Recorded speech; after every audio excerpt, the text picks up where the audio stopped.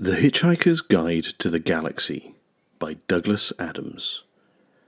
The podcast versions of the original Facebook live readings during the coronavirus outbreak by Matthew Ogden, the Bearded Wit. Please bear in mind that as Facebook live recordings, these are rough and ready. There are mistakes, there are a few trip-ups here and there, and there is laughter from the reader as he goes through and follows the humour himself along with you, the listener. We hope you enjoy listening to these and share liberally. Part 2. Before we begin, I'd like to ask you to seriously consider becoming a patron of The Bearded Wit by going to patreon.com/The Bearded Wit. You can support me from as little as $5 a month, which is essentially a cup of coffee, and that will mean that I will be able to continue producing this material and other podcasts that I do, and it would mean the world to me to have you know that you got my back on this. I love producing this material for people, and it's been a huge pleasure for me to do this, which basically started as a project for family and friends right back at the beginning of March last year, when the COVID-19 virus was really beginning to kick in. It was a way of basically connecting friends and family all over the world who were finding it a bit difficult, as we all did. And it's grown into something where I've got a lot of people listening all over the world. It would mean the world to me if you could take the time just to pop over to patreon.com/The Bearded Wit. Sign up from as little as $5 a month. As I say, it's a cup of coffee. It would mean the world to me, because the more of you guys, you fabulous people out there that do it, the more I'm able to do more of this stuff for you on an ongoing basis. No obligation, but if you can, I would be so deeply grateful. Also, if you could take a moment to pop over to Facebook and give The Bearded Wit a like and follow, and also go over to my new YouTube channel as well.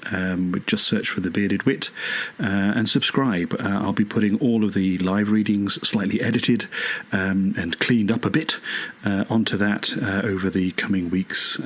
But yeah, join up, get involved, like, share, follow, subscribe, do all the usual social media things. Okay, on with the reading. Thanks very much, everyone. Far away, on the opposite spiral arm of the galaxy, 500,000 light-years from the star Sol, Zaphod Beeblebrox, president of the Imperial Galactic Government, sped across the seas of Damagran, his ion drive delta boat winking and flashing in the Damagran sun. Damagran the hot. Damagran the remote. Damagran the almost totally unheard of. Damagran, secret home of the heart of gold. The boat sped on across the water. It would be some time before it reached its destination, because Damagran is such an inconveniently arranged planet. It consists of nothing but middling to large desert islands, separated by very pretty but annoyingly wide stretches of ocean. The boat sped on. Because of this topographical awkwardness, Damagran has always remained a deserted planet. This is why the Imperial Galactic Government chose Damagran for the Heart of Gold project, because it was so deserted and the Heart of Gold project was so secret. The boat zipped and skipped across the sea that lay between the main islands of the only archipelago of any useful size on the whole planet. Zaphod Beeblebrox was on his way from the tiny spaceport on Easter Island. The name was an entirely meaningless coincidence. In galactic speak, Easter means small, flat, and light brown. He sped to the Heart of Gold Island, which by another meaningless coincidence was called France. One of the side effects of work on the Heart of Gold was a whole string of pretty meaningless coincidences.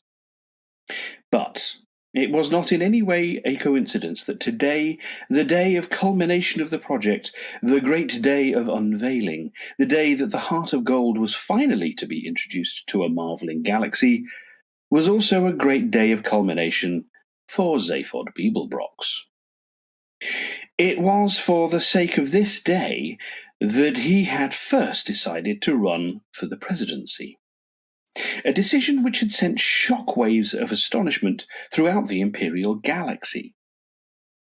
Zaphod Beeblebrox, President. Not the Zaphod Beeblebrox. Not the President. Many had seen it as clinching proof that the whole of known creation had finally gone bananas. And then Donald Trump got elected. Doesn't say that name. Zaphod grinned and gave the boat an extra kick of speed. Zaphod Beeblebrox, adventurer, ex-hippie, good timer, crook, quite possibly, manic self-publicist, terribly bad at personal relationships, often thought to be completely out to lunch. President? No one had gone bananas, not in that way at least. Only 6 people in the entire galaxy understood the principle upon which the galaxy was governed. And they knew that once Zaphod Beeblebrox had announced his intention to run as president, it was more or less a fait accompli.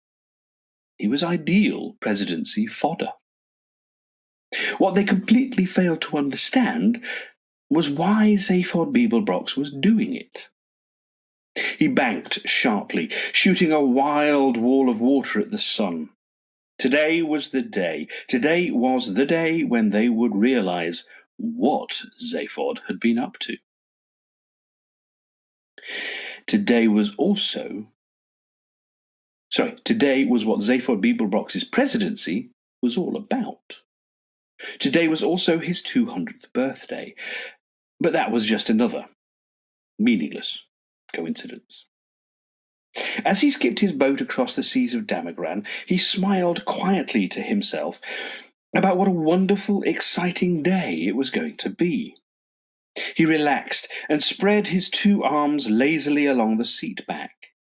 He steered with an extra arm he'd recently had fitted, just beneath the right one, in order to help improve his ski boxing.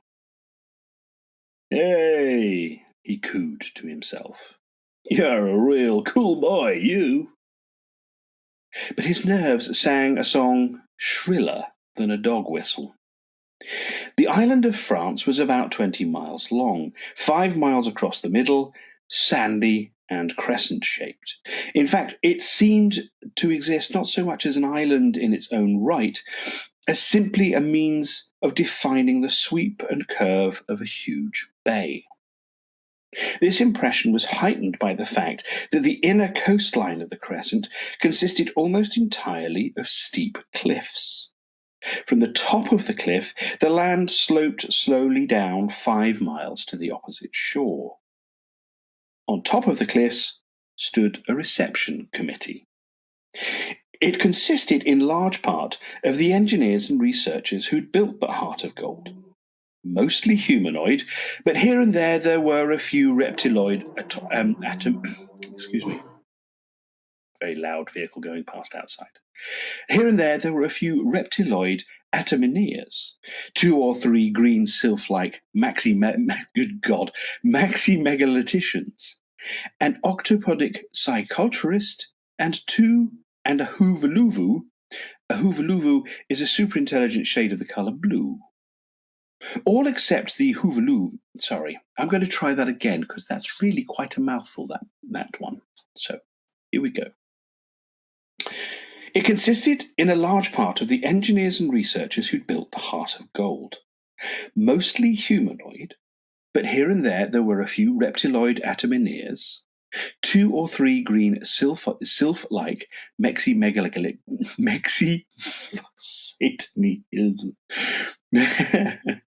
Megalithicians, an octopodic psyculturalist, or two, and a huluvu.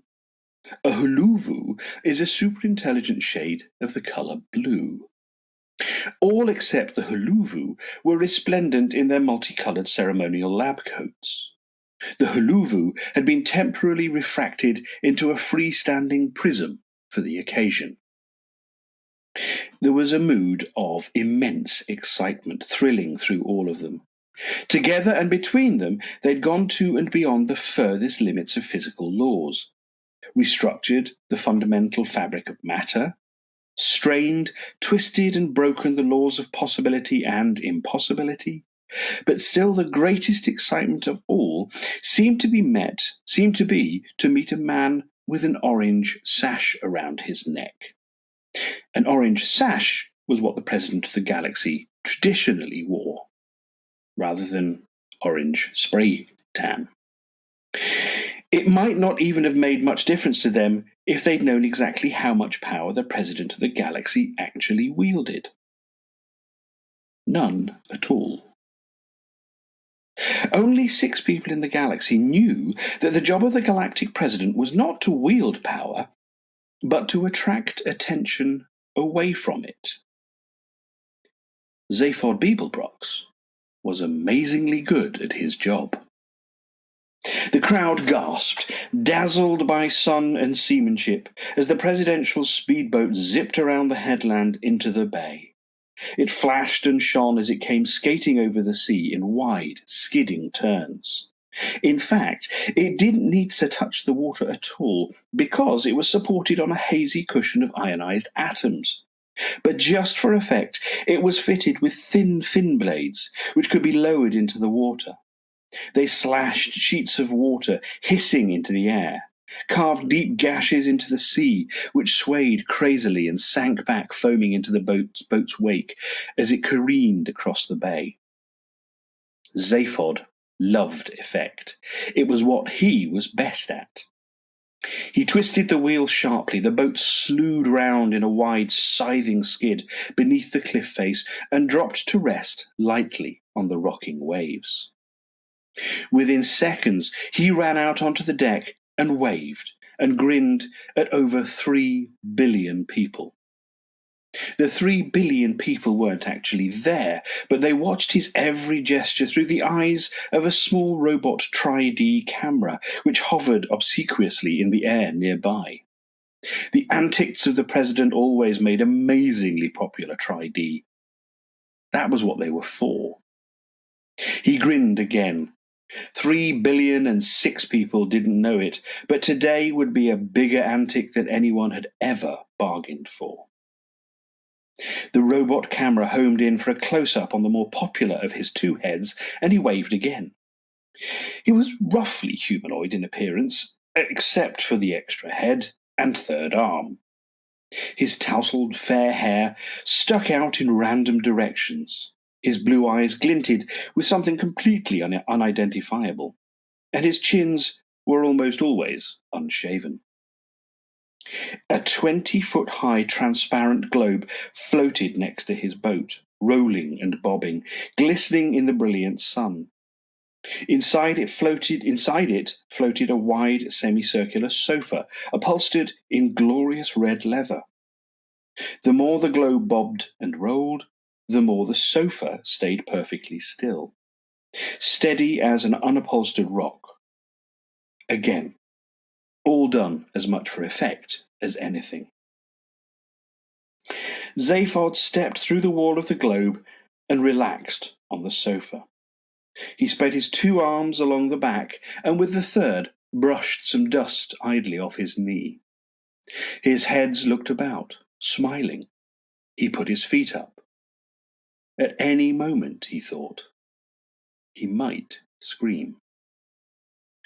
Water boiled up beneath the bubble. It seethed and spouted. The bubble surged up into the air, bobbing and rolling on the waterspout. Up, up, up it climbed, throwing stilts of light at the cliff. Up it surged on the jet, the water falling from beneath it, crashing back into the sea hundreds of feet below. Zaphod smiled, picturing himself. A thoroughly ridiculous form of transport, but a thoroughly beautiful one. At the top of the cliff, the globe wavered for a moment, tipped onto a railed ramp, rolled down it to a small concave platform, and riddled to a halt. To tremendous applause, Zaphod Beeblebrox stepped out of the bubble, his orange sash blazing in the light. The president of the galaxy had arrived. He waited for the applause to die down, and then raised his hand in greeting. "Hi," he said. A government spider sidled up to him and attempted to press a copy of his prepared speech into his hands. Pages 3 to 7 of the original version were, at the moment, floating soggily on the Damagran Sea some 5 miles out into the bay. Pages 1 and 2 had been salvaged by a Damagran frond-crested eagle, and had already become incorporated into an extraordinary new form of nest which the eagle had invented. It was constructed largely of papier-mâché, and it was virtually impossible for a newly hatched baby eagle to break out of it. The Damagran frond-crested eagle had heard of the notion of survival of the species, but wanted no truck with it. Zaphod Beeblebrox would not be needing his set speech, and he gently deflected the one being offered him by the spider. "Hi," he said again. Everyone beamed at him, or at least nearly everyone. He singled out Trillian from the crowd. Trillian was a girl that Zaphod had picked up recently whilst visiting a planet, just for fun, incognito. She was slim, darkish, humanoid, with long waves of black hair, a full mouth, an odd little knob of a nose, and ridiculously brown eyes. With her red headscarf knotted in that particular way, and her long flowing silky brown dress, she looked vaguely Arabic. Not that anyone there had ever heard of an Arab, of course. The Arabs had very recently ceased to exist, and even when they had existed, they were 500,000 light years from Damagran. Trillian wasn't anybody in particular, or so Zaphod claimed. She just went around with him rather a lot, and told him what she thought of him. "Hi, honey," he said to her. She flashed him a quick, tight smile and looked away. Then she looked back for a moment and smiled more warmly. But by this time, he was looking at something else. "Hi," he said, to a small knot of creatures from the press who were standing nearby, wishing that he would stop saying "hi" and get on with the quotes. He grinned at them, particularly because he knew that in a few moments he would be giving them one hell of a quote. The next thing he said, though, was not a lot of use to them. One of the officials of the party had irritably decided that the president was clearly not in a mood to read the deliciously turned speech that he had written for him, and had flipped the switch on the remote control device in his pocket. Away in front of them, a huge white dome that bulged against the sky cracked down the middle, split, and slowly folded itself down into the ground. Everyone gasped, although they had known perfectly well it was going to do that, because they'd built it that way. Beneath it lay uncovered a huge starship, 150 meters long, shaped like a sleek running shoe, perfectly white and mind-bogglingly beautiful. At the heart of it, unseen... Sorry. Everything can shut up. Sorry about that. Where were we?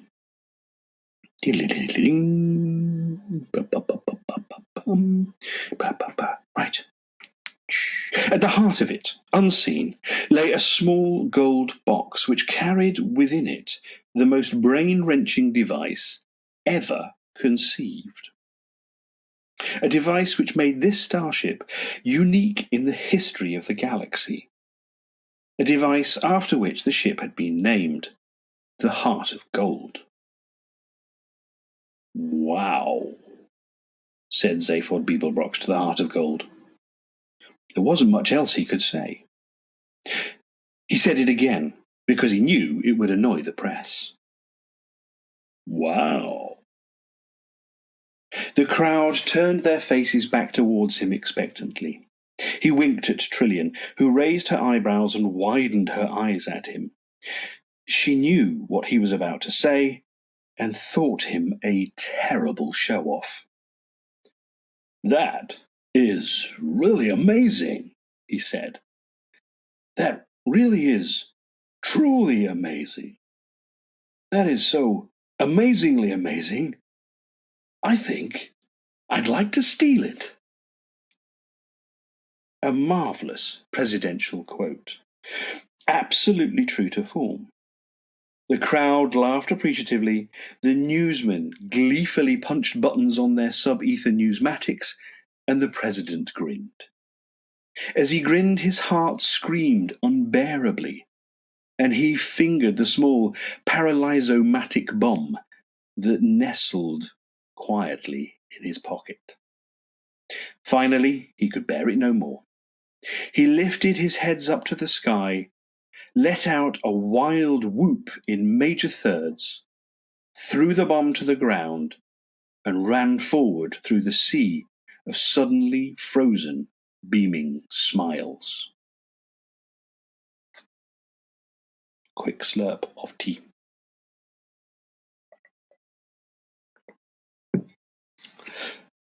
Five.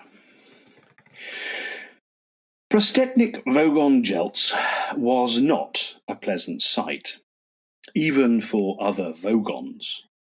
His highly domed nose rose high above the small, piggy forehead. His dark green, rubbery skin was thick enough for him to play the game of Vogon civil service politics and play it well, and waterproof enough for him to survive indefinitely at sea depths of up to 1,000 feet with no ill effects. Not that he ever went swimming, of course. His busy schedule would not allow it.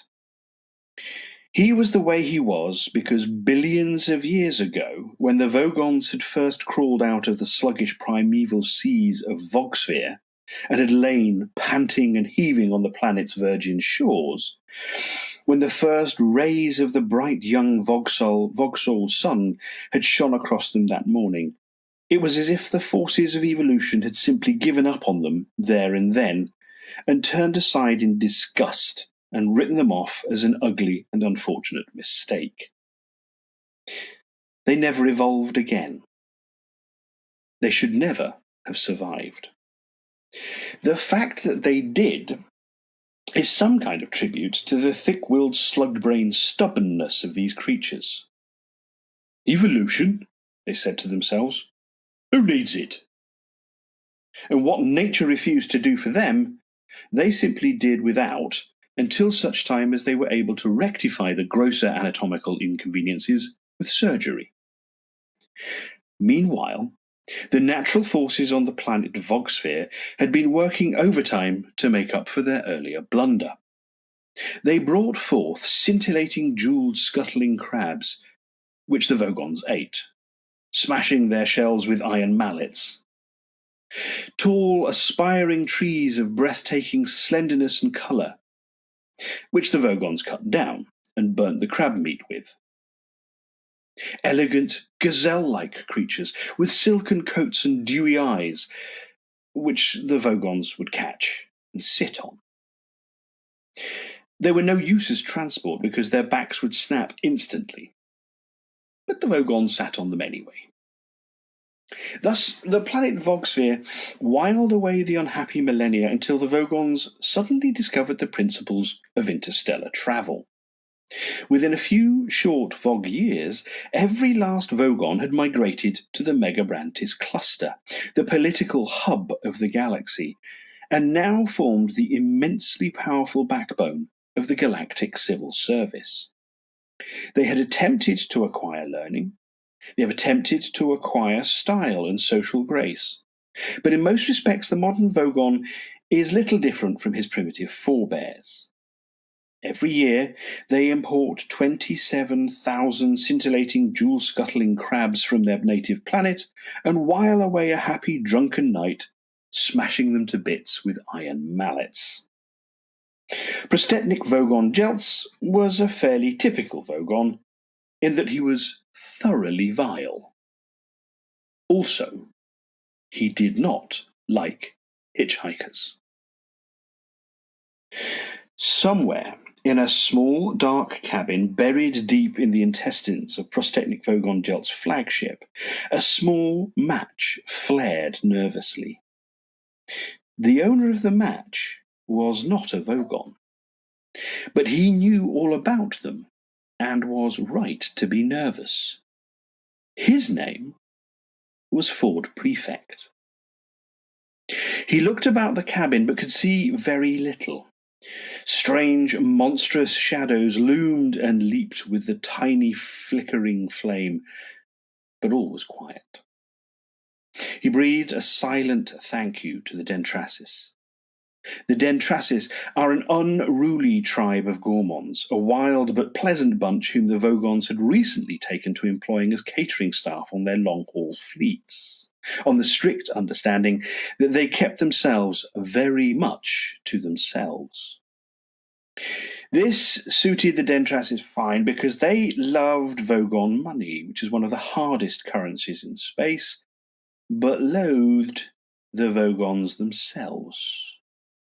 The only sort of Vogon a Dentrasi liked to see was an annoyed Vogon. It was because of this tiny piece of information that Ford Prefect was not now a whiff of hydrogen, ozone, and carbon monoxide. He heard a slight groan. By the light of the match, he saw a heavy shape moving slightly on the floor. Quickly, he shook the match out, reached into his pocket, found what he was looking for, and took it out. He ripped it open and shook it. He crouched on the floor, and the shape moved again. Ford Prefect said, "I bought some peanuts." Arthur Dent moved and groaned again, muttering incoherently.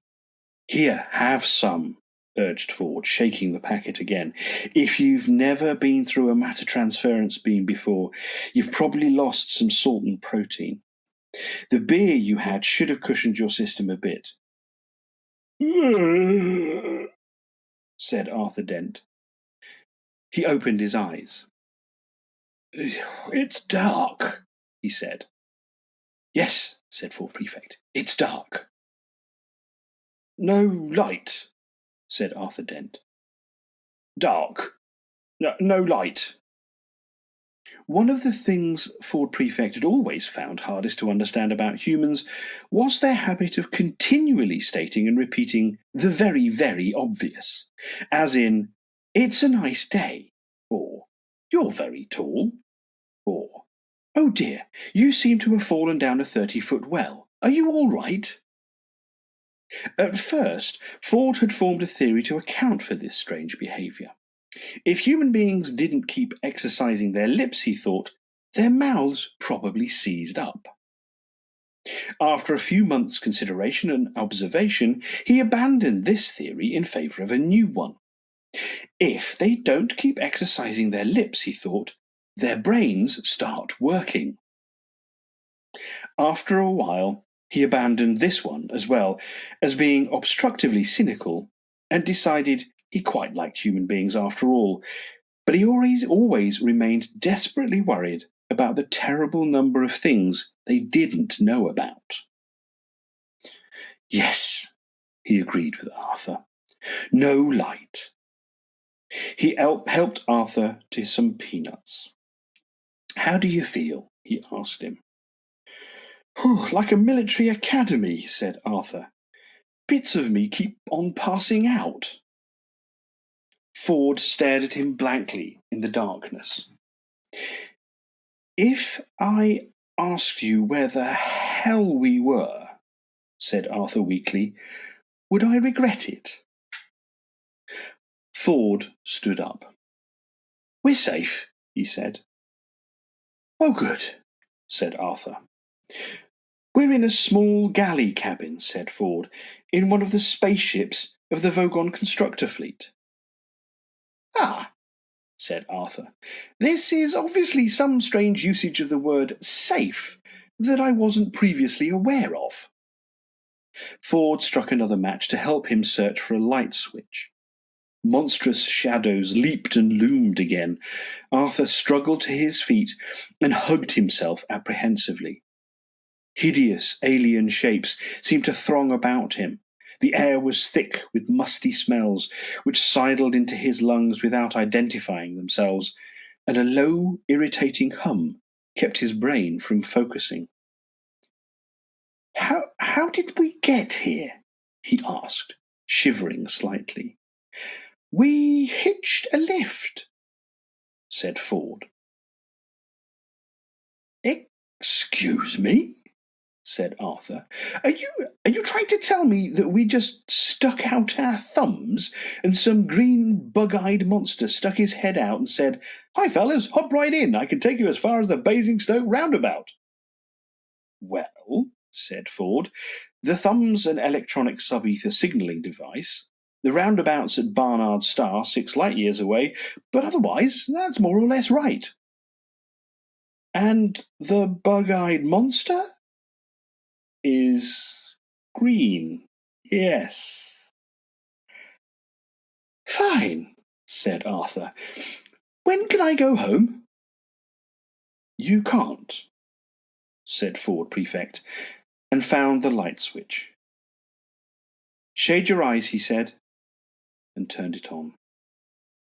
Even Ford was surprised. "Good grief," said Arthur. "Is this really the interior of a flying saucer?"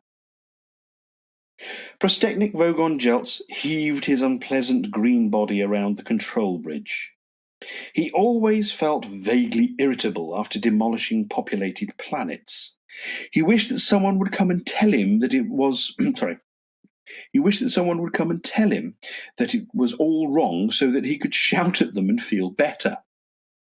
He flopped as heavily as he could onto his control seat in the hope that it would break and give him something to be genuinely angry about. But it only gave a complaining sort of creak. "Go away!" he shouted at a young Vogon guard who entered the bridge at that moment. The guard vanished immediately, feeling rather relieved. He was glad it wouldn't now be him who delivered the report they'd just received.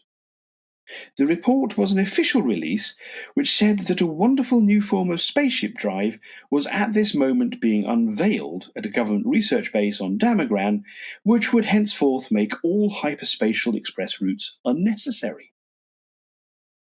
Another door slid open, but this time the Vogon captain didn't shout because it was the door from the galley quarters where the Dentrassi prepared his meals.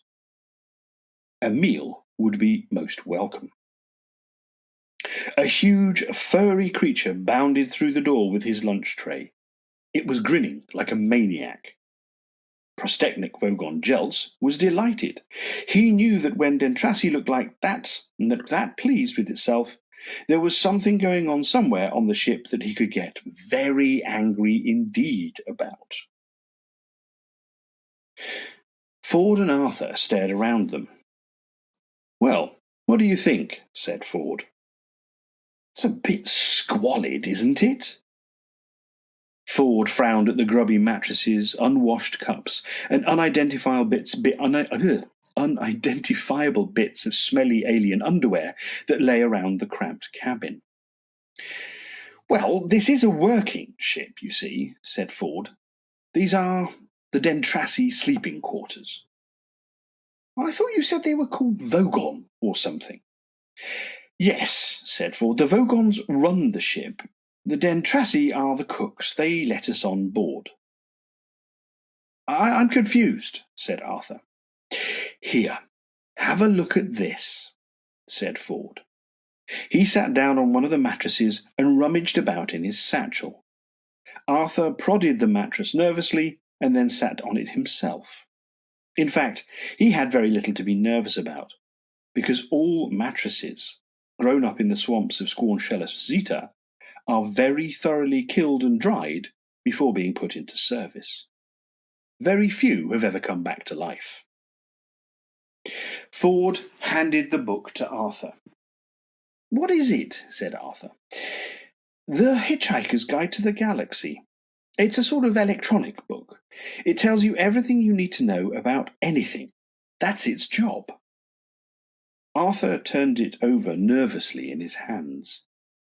"I like the cover," he said. "Don't panic.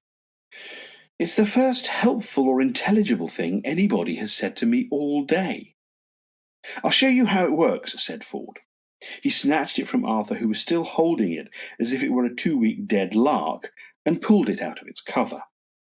"You press this button here, you see, and the screen lights up, giving you the index." A screen about 3 inches by 4 lit up, and characters began to flicker across the surface. "You want to know about Vogons, so I enter that name. So," his fingers tapped some more keys, and there we are. The words Vogon constructor fleets flared in green across the screen. Ford pressed a large red button at the bottom of the screen, and words began to undulate across it. At the same time, the book began to speak the entry as well, in a still, quiet, measured voice. This is what the book said. Vogon constructor fleets. Here's what to do if you want to get a lift from a Vogon. Forget it. They are one of the most unpleasant races in the galaxy. Not actually evil, but bad-tempered, bureaucratic, officious, and callous. They wouldn't even lift a finger to save their own grandmothers from the ravenous bug-blatter beast of Traal without orders signed in triplicate, sent in, sent back, queried, lost, found, subjected to public inquiry, lost again, and finally buried in soft peat for 3 months and recycled as firelighters. The best way to get a drink out of a Vogon is to stick your fingers down his throat, and the best way to irritate him is to feed his grandmother to the ravenous bug-blatter beast of Traal. On no account ever allow a Vogon to read poetry at you. Arthur blinked at it. What a strange book. How did we get a lift then? That's the point. It's out of date now, said Ford, sliding the book back into its cover.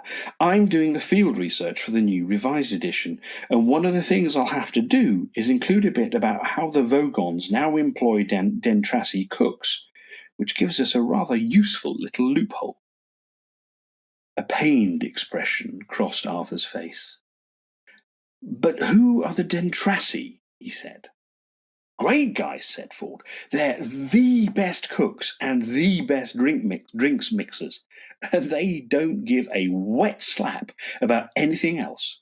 And they'll always help hitchhikers aboard, partly because they like the company, but mostly because it annoys the Vogons, which is exactly the sort of thing you need to know if you're an impoverished hitchhiker trying to see the marvels of the universe for less than 30 Alteran dollars a day. And that's my job. Fun, isn't it? Arthur looked lost. It's amazing, he said, and frowned at one of the other mattresses. Unfortunately, I got stuck on the Earth for rather longer than I intended, said Ford. Came for a week, got stuck for 15 years. But how did you get there in the first place, then? Easy. I got a lift with a teaser. A teaser? Yeah. What is a teaser? Teasers are usually rich kids with nothing to do. They cruise around looking for planets which haven't made interstellar contact yet and buzz them. Buzz them? Arthur began to feel that Ford was enjoying making life difficult for him. Yeah, said Ford, they buzz them. They find some isolated spot with very few people around, and then land right by some poor unsuspecting soul who no one is ever going to believe, and then strut up and down in front of them, wearing silly antennae on their head and making beep beep noises. Rather childish, really. Ford leant back on the mattress with his hands behind his head and looked infuriatingly pleased with himself. Ford, insisted Arthur, I don't know if this sounds like a silly question, but what am I doing here? Well, you know that, said Ford. I rescued you from the Earth. And what's happened to the Earth? It's been demolished. Has it? Said Arthur levelly. Yes, it just boiled away into space. Look, said Arthur, I'm a bit upset about that. Ford frowned to himself and seemed to roll the thought around in his mind. Yes, I can understand that, he said at last. Understand that, shouted Arthur. Understand that! Ford sprang up. Keep looking at the book, he hissed urgently. What? Don't panic. I'm not panicking. Yes, you are. All right, so I'm panicking. What else is there to do? Look, you just come along with me and have a good time. Galaxy is a fun place. You'll need to have this fish in your ear, though. I beg your pardon, asked Arthur, rather politely, he thought. Ford was holding up a small glass jar, which quite clearly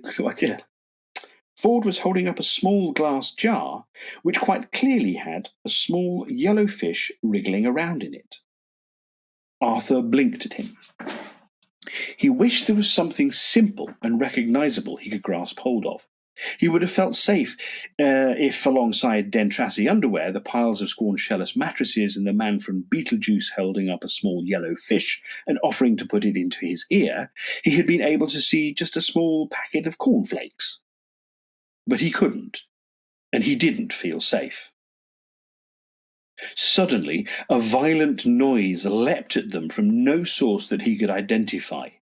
He gasped in terror at what sounded like a man trying to gargle whilst fighting off a pack of wolves. Shush, said Ford. Listen, it might be important. Important? It's the Vogon captain making an announcement on the tannoy. You mean that's how the Vogons talk? Listen! But I can't speak Vogon. You don't need to. Just put this fish in your ear. Ford, with a lightning movement, clapped his hands to Arthur's ear, and he had the sudden sickening sensation of the fish slithering deep into his oral tract. Gasping with horror, he scrabbled at his ear for a second or so, but then slowly turned goggle-eyed with wonder. He was experiencing the oral equivalent of looking at a picture with two black silhouetted faces and suddenly seeing it as a picture of a white candlestick, or of looking at a lot of coloured dots on a piece of paper which suddenly resolve themselves into the figure of 6 and mean that your optician is going to charge you a lot of money for a new pair of glasses. He was still listening to the howling gargles. He knew that only now he was still listening to the howling gargles. He knew that. Only now it had somehow taken on the semblance of perfectly straightforward English. This is what he heard. Howl, goggle, goggle, howl, goggle, howl, howl, howl, goggle, howl, goggle, howl, howl, goggle, goggle, howl, goggle, goggle, goggle, slow, have a good time. Message repeats. This is your captain speaking, so stop whatever you're doing and pay attention. First of all, I can see from our instruments that we have a couple of hitchhikers aboard. Hello, wherever you are. I just want to make it totally clear that you are not at all welcome. I worked hard to get where I am today, and I didn't become captain of a Vogon constructor ship simply so I could turn it into a taxi service for a load of degenerate freeloaders.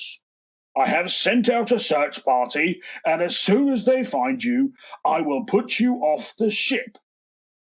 If you're very lucky, I might read you some of my poetry first. Secondly, we're about to jump into hyperspace for the journey to Barnard's star. On arrival, we will stay in dock for a 72-hour refit. No one's to leave the ship during that time. I repeat, all planet leave is cancelled. I've just had an unhappy love affair, so I don't see why anybody else should have a good time. Message ends. The noise stopped. Arthur discovered to his embarrassment that he was lying curled up in a small ball on the floor, with his arms wrapped around his head. He smiled weakly. "Charming man," he said. "I wish I had a daughter, so I could forbid her to marry one." "You wouldn't need to," said Ford. "They've got as much sex appeal as a road accident. No, don't move," he added as Arthur began to uncurl himself. "You'd be better prepared for the jump into hyperspace. It's unpleasantly like being drunk." "What's so unpleasant about being drunk?" "You ask a glass of water." Arthur thought about this. "Ford," he said. "Yeah?" "What's this fish doing in my ear?" "It's translating for you. It's a Babel fish. Look it up in the book if you like."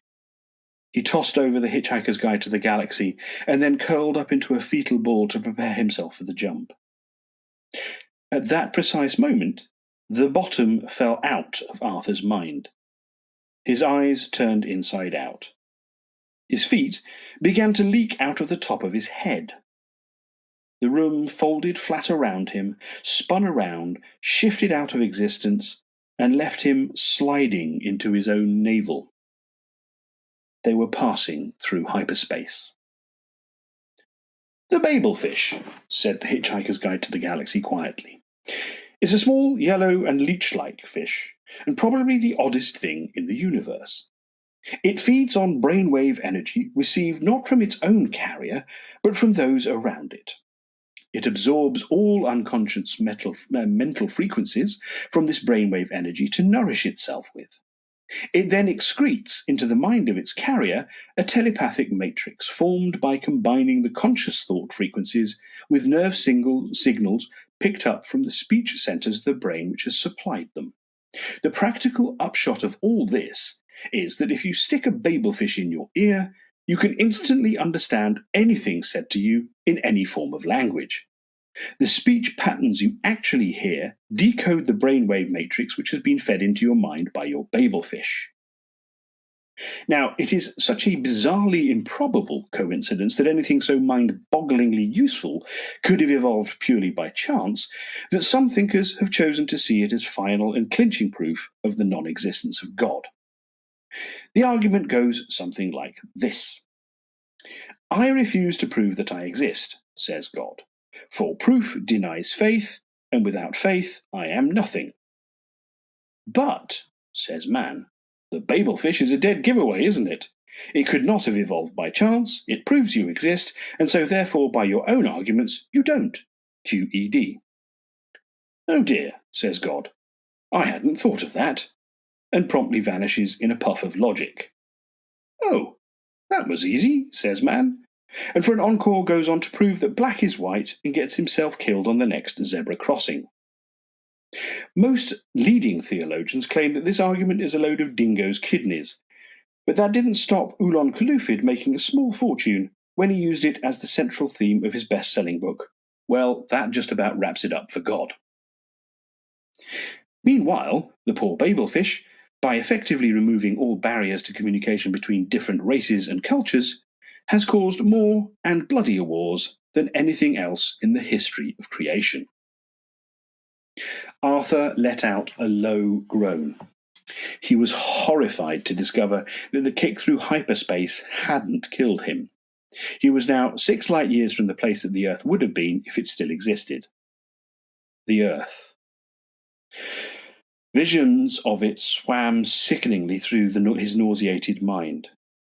There was no way his imagination could feel the impact of the whole Earth having gone. It was too big. He prodded his feelings by thinking that his parents and his sister had gone. No reaction. He thought of all the people he'd been close to. No reaction.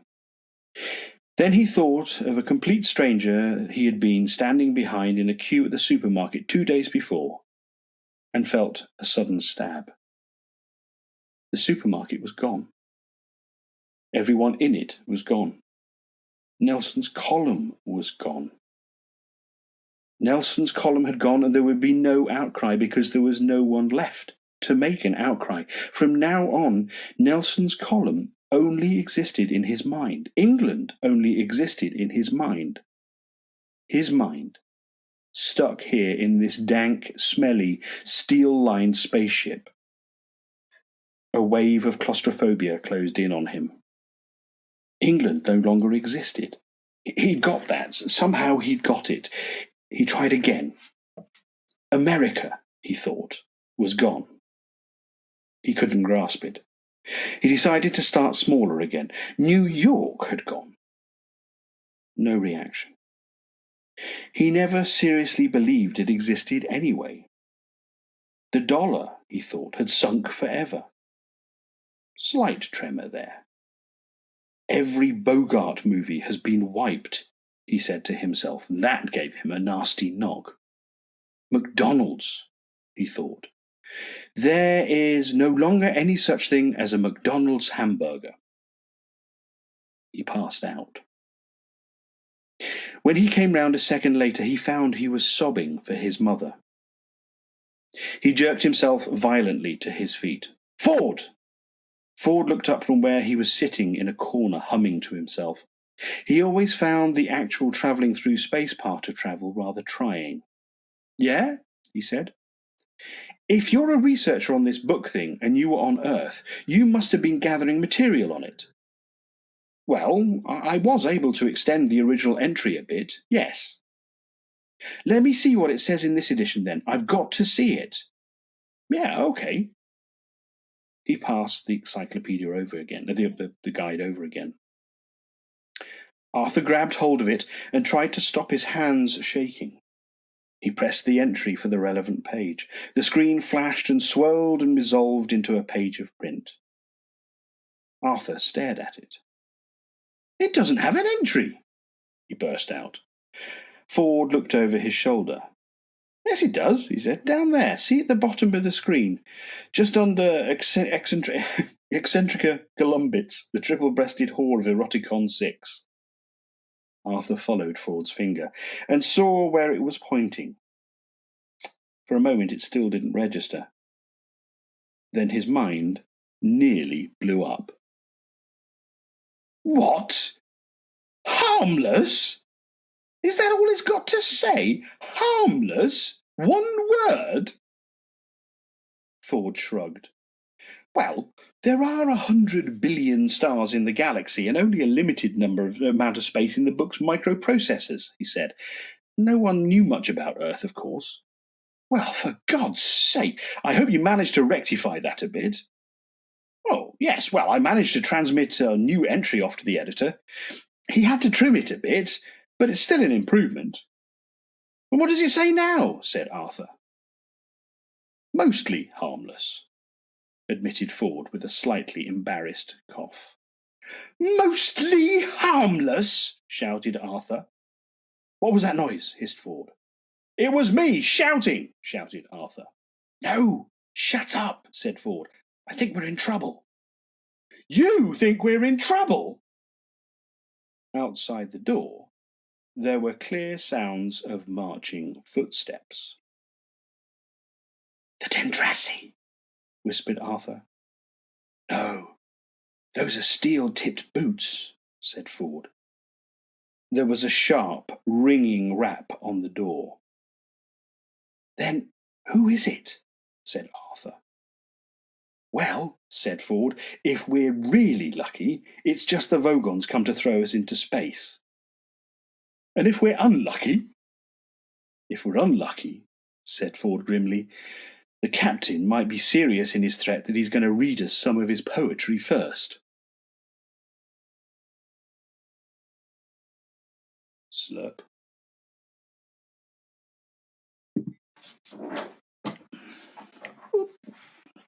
I'm getting a numb bottom.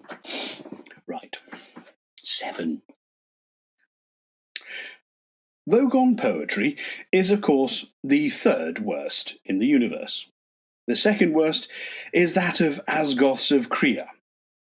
During a recitation by their poet master Gronthos the Flatulent of his poem Ode to a Small Lump of Green Putty I Found in My Armpit One Midsummer Morning, 4 of his audience died of internal hemorrhaging, and the president of the Mid-Galactic Arts Nobbling Council survived by gnawing one of his own legs off.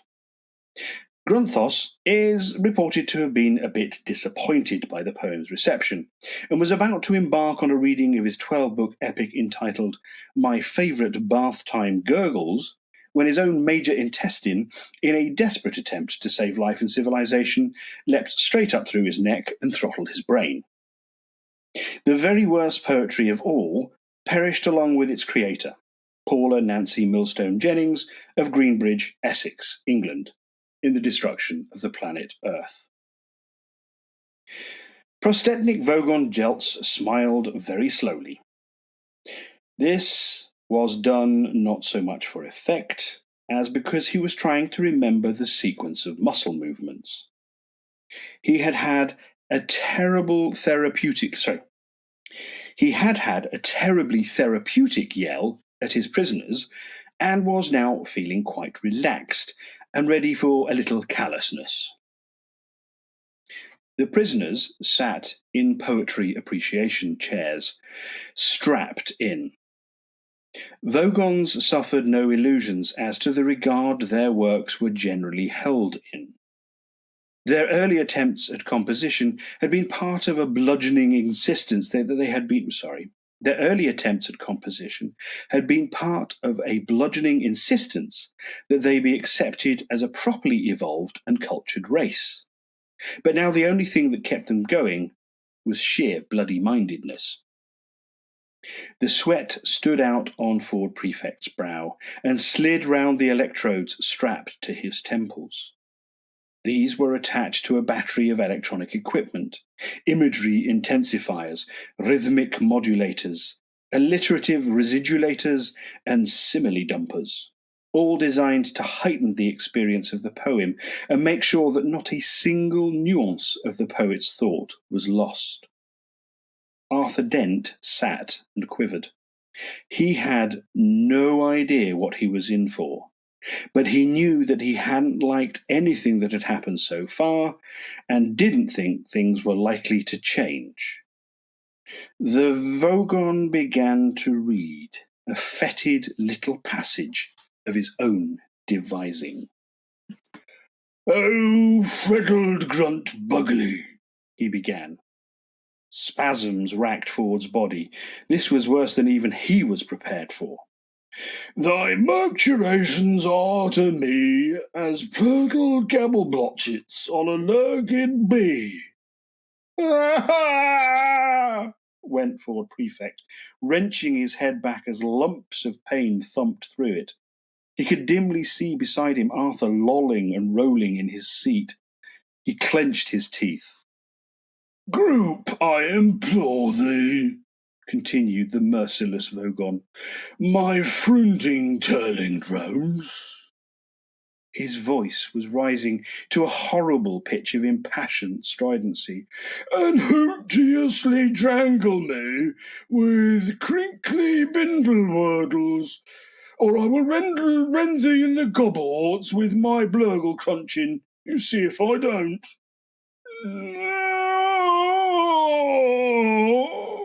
cried Ford Prefect, and threw one final spasm as the electronic enhancement of the last line caught him full blast across the temples. He went limp. Arthur lolled. Now, Earthlings, whirred the Vogon.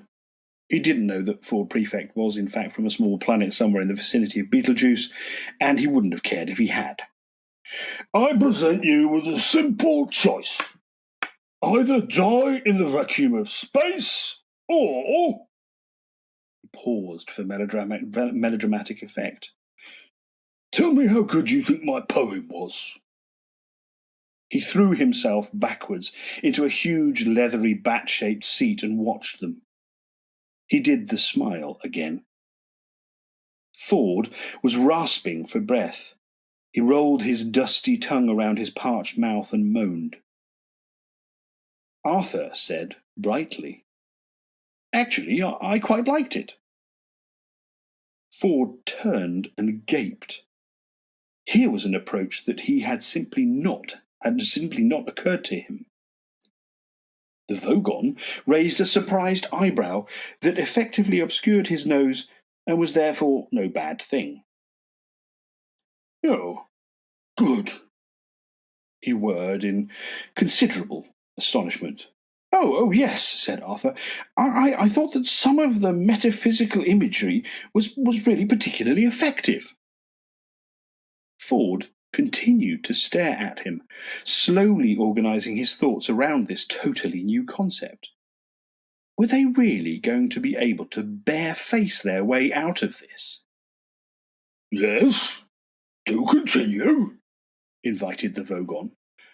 Oh, and interesting rhythmic devices too, continued Arthur, which seemed to counterpoint he floundered.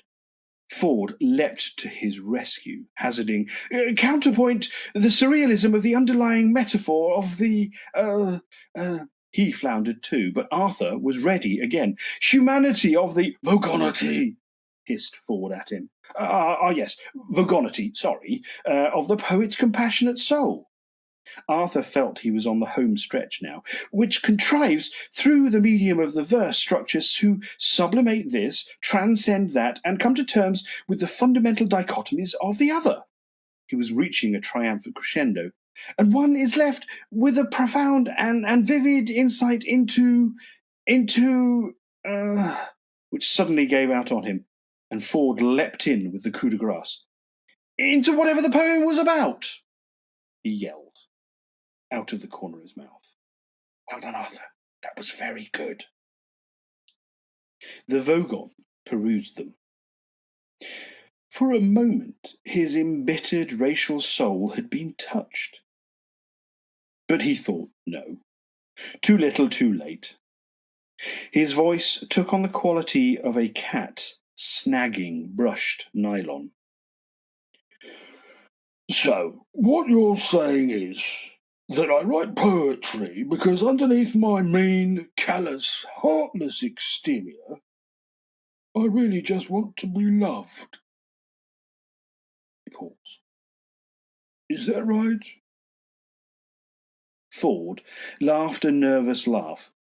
Well, I mean, yes, he said. Don't we all deep down? No. The Vogon stood up. No, well, you're completely wrong, he said. I just write poetry to throw my mean, callous, heartless exterior into sharp relief. I'm going to throw you off the ship anyway. God! Take the prisoners to number 3 airlock and throw them out. What? Shouted Ford. A huge young Vogon guard stepped forward and yanked them out of their straps with his huge blubbery arms. You can't throw us into space, yelled Ford. We're trying to write a book. Resistance is useless, shouted the Vogon guard back at him. It was the first phrase he'd learnt when he joined the Vogon Guard Corps. The captain watched with detached amusement and then turned away. Arthur stared around him wildly. I don't want to die now, he yelled. I've still got a headache. I don't want to go to heaven with a headache. I'd be all cross and I wouldn't enjoy it. The guard grasped them both firmly around the neck and, bowing deferentially towards the captain's back, hoiks them both, protesting, out of the bridge. The steel door closed and the captain was on his own again. He hummed quietly and mused to himself, lightly fingering his notebook of verses. He said. Counterpoint the surrealism of the underlying metaphor. He considered this for a moment, and then closed the book with a grim smile. Death's too good for them, he said. The long, steel-lined corridor echoed to the feeble struggles of the two humanoids clamped firmly under rubbery Vogon armpits. This is great, spluttered Arthur. This is really terrific. Let go of me, you brute. The Vogon guard dragged them on. Don't you worry, said Ford. I'll think of something. He didn't sound hopeful. Resistance is useless, bellowed the guard. Just don't say things like that, stammered Ford. How can anyone maintain a positive mental attitude if you're saying things like that? My God, complained Arthur.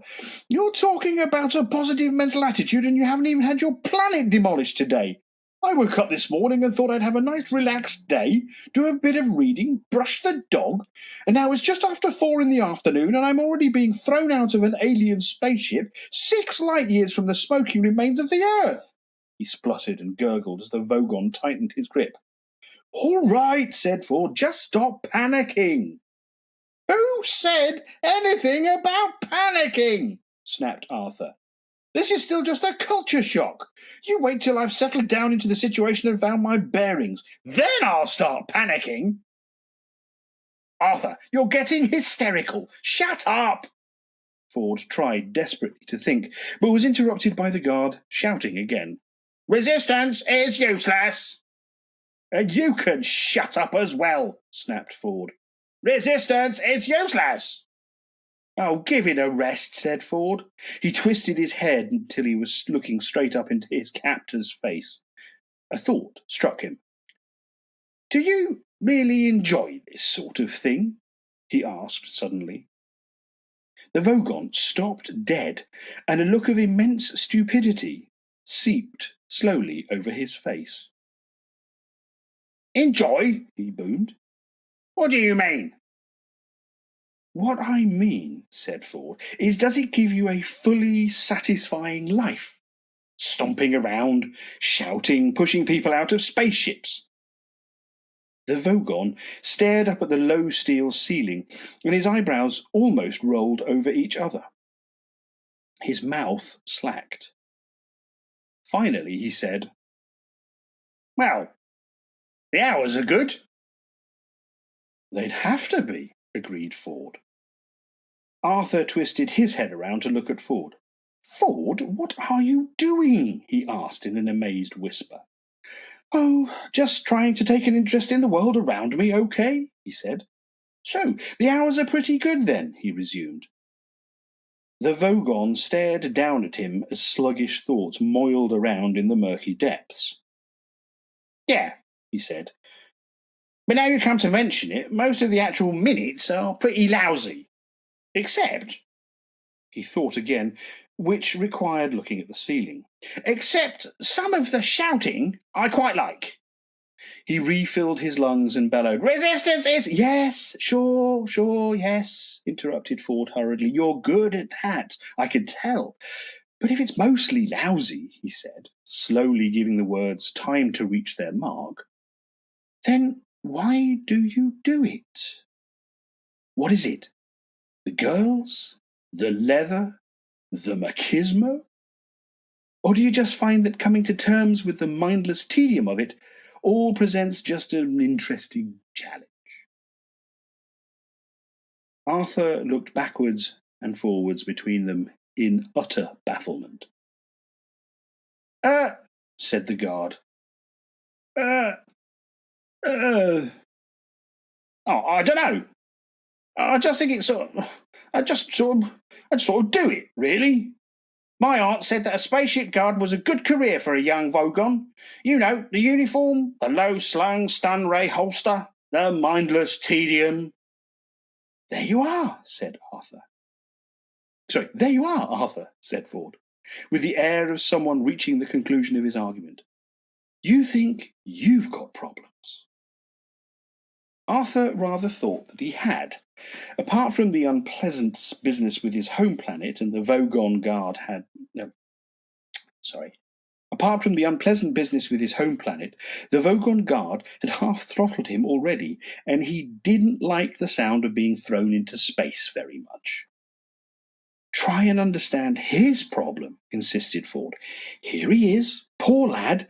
His entire life's work is stamping around, throwing people off spaceships." "And shouting," added the guard. "And shouting, sure," said Ford, patting the blubbery arm clamped around his neck in friendly condescension. "And he doesn't even know why he's doing it." Arthur agreed that this was indeed very sad. He did this with a small, feeble gesture, because he was currently too asphyxiated to speak. Deep rumblings of bemusement came from the guard. "Well, how you put it like that, I suppose." "Good lad," encouraged Ford. "Well, all right," went on the rumblings. "So what's the alternative?" "Well," said Ford, brightly but slowly, "stop doing it, of course. Tell them," he went on, "you're not going to do it any more." He felt he ought to add something to that, but for the moment the guard seemed to have his mind occupied pondering that much.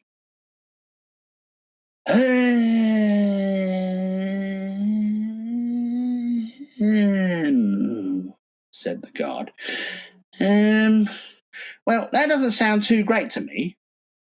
Ford suddenly felt the moment slipping away. No, wait a minute," he said.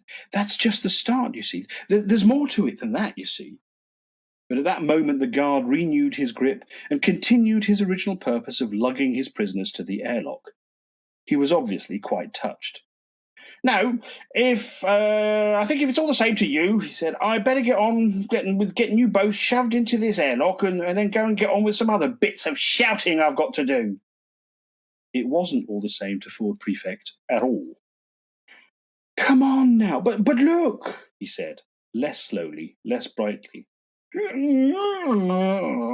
Said Arthur, without any clear inflection. "But hang on," pursued Ford. "There's music and art and things to tell you about." "Resistance is useless," bellowed the guard, and then added, "You see, if I keep it up, I can eventually get promoted to senior shouting officer, and there aren't usually many vacancies for non-shouting and non-pushing people about officers, so I think I better stick to what I know." They'd now reached the airlock, a large circular steel hatchway of massive strength and weight let into the inner skin of the craft. The guard operated a control, and the hatchway swung smoothly open. "But thanks for taking an interest," said the Vogon guard. "Bye now." He flung Ford and Arthur through the hatchway into the small chamber within. Arthur lay panting for breath. Ford scrambled around and flung his shoulder uselessly against the reclosing hatchway. But listen, there's a whole world you don't know anything about. Here, how about this?" Desperately, he grabbed for the only bit of culture he knew offhand. He hummed the first bar of Beethoven's Fifth. Da-da-da-dum! Doesn't that stir anything in you? "No," said the guard, "not really, but I'll mention it to me aunt."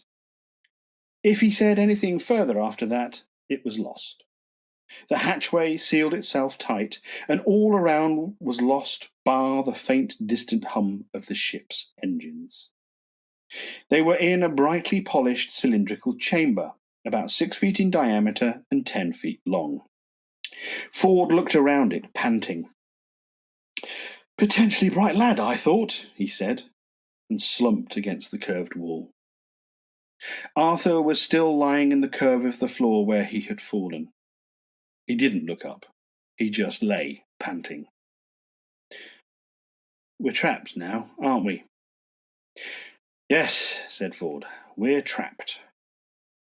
"Well, Didn't you think of anything? I thought you said you were going to think of something. Perhaps you thought of something and I didn't notice. Oh, yes, I thought of something, panted Ford. Arthur looked up expectantly. But, unfortunately, continued Ford, it rather involved being on the other side of this airtight hatchway. He kicked the hatch through which they'd just been thrown. But it was a good idea, was it? Oh, yes, very neat. What was it? Well, I hadn't worked out the details yet. Not much point, really, is there? So, what happens next? Oh, well, the hatchway in front of us will open automatically in a few moments, and we will shoot out into deep space, I expect, and asphyxiate. If you take a lungful of air with you, you can last for up to 30 seconds, of course, said Ford. He stuck his hands behind his back, raised his eyebrows, and started to hum an old Beetlejuicean battle hymn. To Arthur's eyes, he suddenly looked very alien. So, this is it, said Arthur. We are going to die. Yes, said Ford. Except, no, wait a minute. He suddenly lunged across the chamber at something behind Arthur's line of vision. What's this switch? He cried. What? Where? Cried Arthur, twisting around. No, I was only fooling, said Ford. We are going to die after all. He slumped against the wall and carried on the tune from where he'd left off. You know, said Arthur, it's at times like this, when I'm trapped in a Vogon airlock with a man from Beetlejuice and about to die of asphyxiation in deep space, that I really wish that I'd listened to what my mother told me when I was young. Why? What did she tell you? I don't know. I didn't listen. Oh. Ford carried on humming. This is terrific, Arthur thought to himself.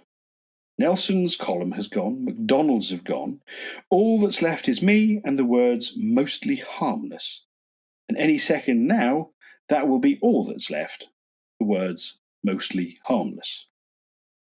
And yesterday the planet seemed to be going so well. A motor whirred. A slight hiss built into a deafening roar of rushing air as the outer hatchway opened onto an empty blackness studded with tiny, impossibly bright points of light. Ford and Arthur popped out into space like corks from a toy gun. Right. 10:20. Shall we call it a day? And carry on tomorrow. Yes? Is that a deal? Do we like that? Do we like that? Do we like that? Do we like that? No one's saying anything. Okay. Yes, I'm going to take a break. My throat is kind of dry after speaking for over an hour. Thank you so much for being around for this evening's reading. I will carry on tomorrow at the same time. It will be around 9 o'clock, so if you guys can make sure you're here in good time, we can crack on straight away. Thank you so much for your company again. I really, really, really, really appreciate it. And see you tomorrow at around 9 o'clock Danish time, 8 o'clock UK time. Thanks very much, people. Do me a favour, sponsoring me in terms of giving me some publicity. We've got Tobbers and both You'll Never Walk Alone, the pub.